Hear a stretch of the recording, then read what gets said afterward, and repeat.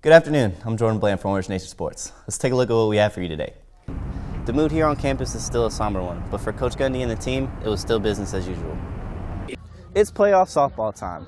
The Lady Pioneers move on to Yukon High School to play the Jinx Trojans at 2 p.m. on Wednesday. For Orange Nation Sports, I'm Jordan Bland. Oklahoma State lost more games than it won last season, leaving many disappointed in the Cowboys and Coach Mike Gundy.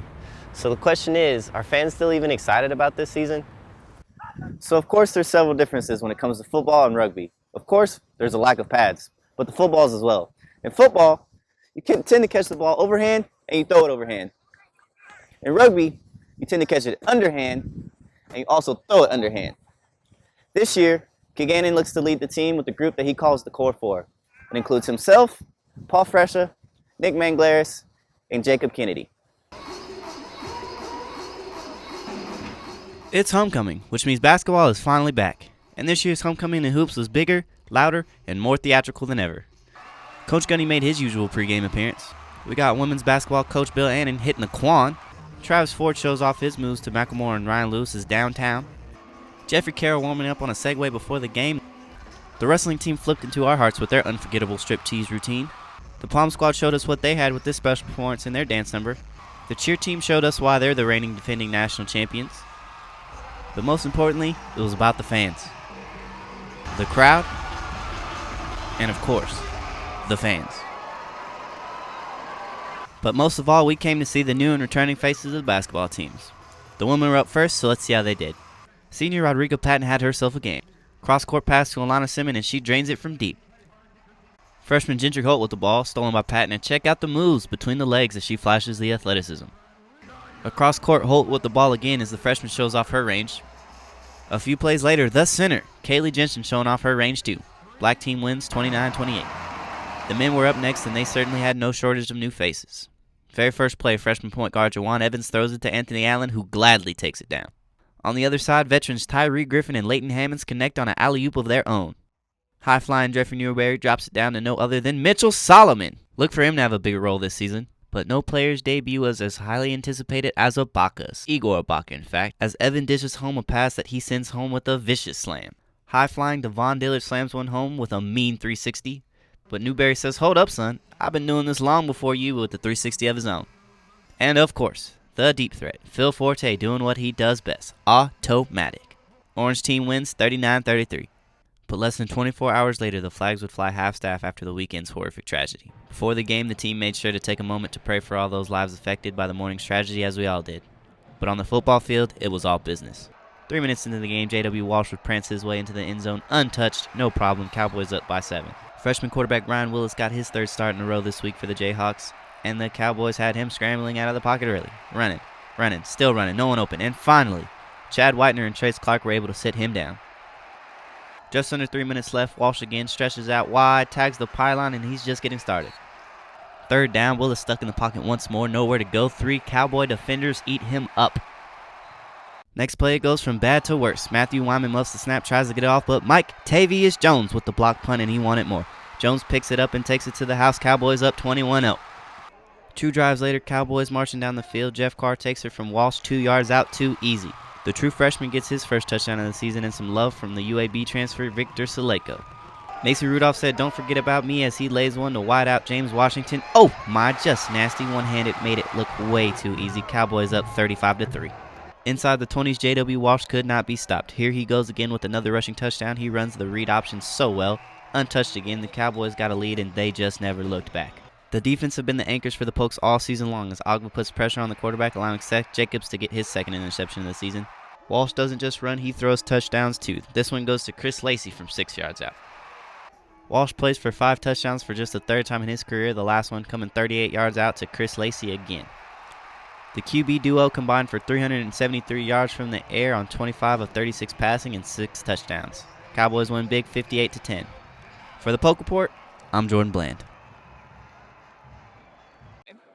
I'm excited. It's a big day for me and my family to become Oklahoma State Cowboy. And that's how it all started. One decision, one day, and a name on the dotted line. That's just the day I always remember because, that play of where I'm at now, it was just huge because I would have never, known the opportunity to come to college for free if it wasn't for football, to have the path of football. The Hearst LD Bell alum was a tremendous athlete on the line. In his senior season, the defensive end recorded 41 total tackles, 3 sacks, and 2 forced fumbles, causing Vili Lavini to draw some interest from Oklahoma State.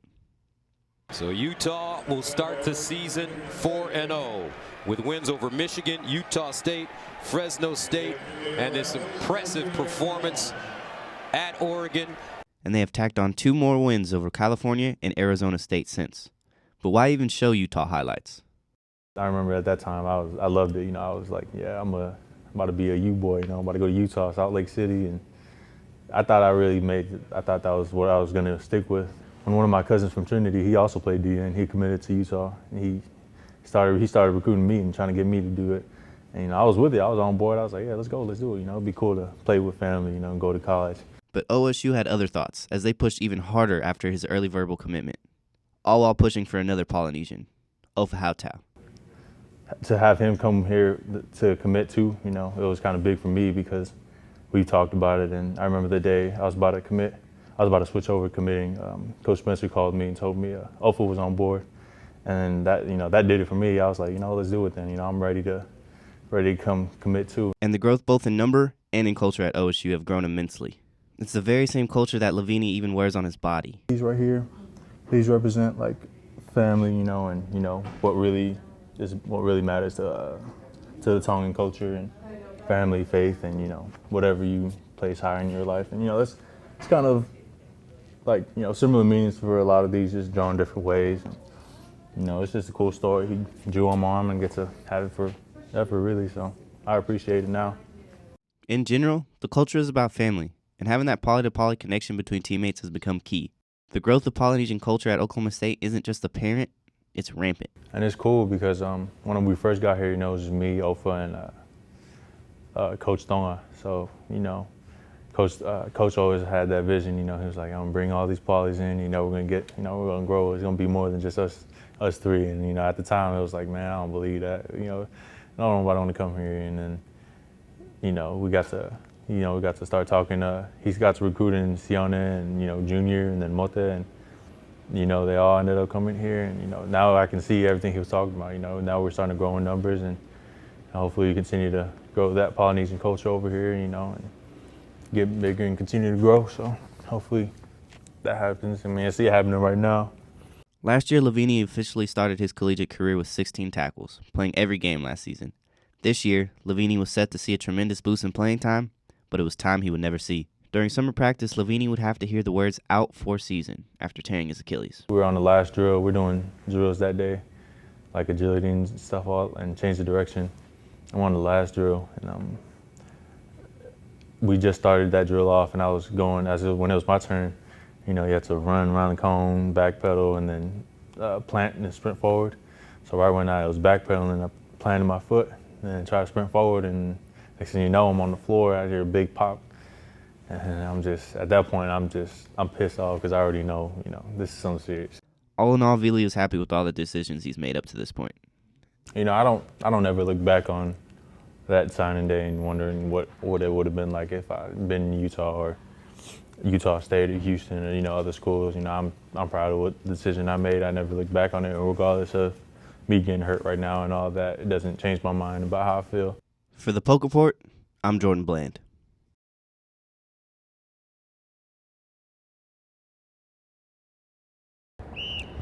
No pads, no problem. It's said to be a hooligan sport played by ruffians, huge meatheads running around trying to kill each other every chance they get. Simple misconceptions. But Oklahoma State senior Cody Gaganin says for him, it's passion. But it was a passion that was actually started from his brother. He came back and he was talking it up, talking about how much fun it was, talking about how all the guys who were out there were really fun guys and stuff. Like, all right, so I got to go to the next practice. Went to that next practice, I fell in love as fast as he did. Like, it was just instantaneous. For the next 8 years, Rugby would take this aerospace and mechanical engineering senior to the highest highs and the lowest lows he could have ever imagined. Currently, Kaganin stands as the president for the Oklahoma State Rugby Club and is one of the team's top leaders. But there were roadblocks, some that still affect him today. In his freshman year at OSU, Kaganin saw the field a bunch, so much that he played 6 games in one day, something his body wasn't ready for.